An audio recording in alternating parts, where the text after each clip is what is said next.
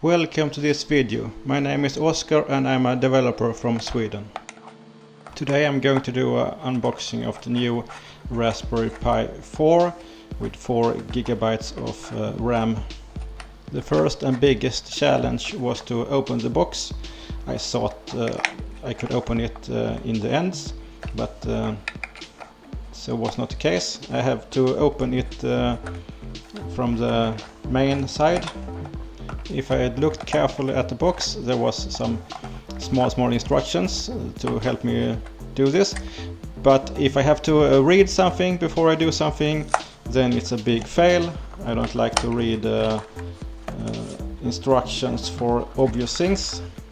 But in this case, I could have saved myself some time.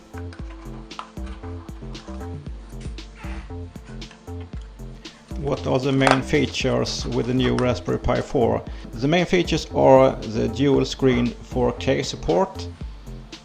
I don't think I will be using that because I don't have a nice dual screen, or not even a primary screen with 4K resolution.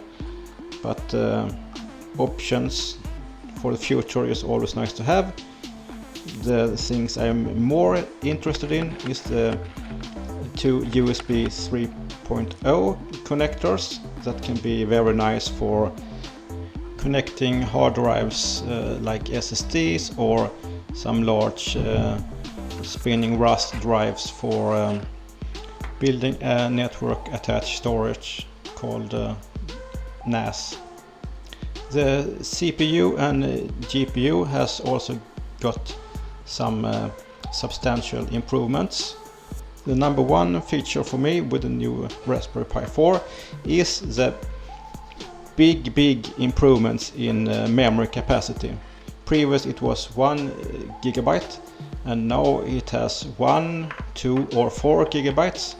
I choose the 4 gigabyte model and I hope and think it will be a quite nice improvement for building a small, cheap, energy efficient desktop computer. There are some concerns I had when I bought this. The price has been jumped significantly. Before it was 35 American dollars for the model. There was only one model. Now it has more than doubled, but that's a price I'm willing to spend on this little computer. There could be some problem with the heating. Bigger capacity in the GPU and CPU will result in more heat, and this Raspberry Pi doesn't have any fan or some cooling. So will it break after some long-term use? Who knows, but that I will probably find out the hard way.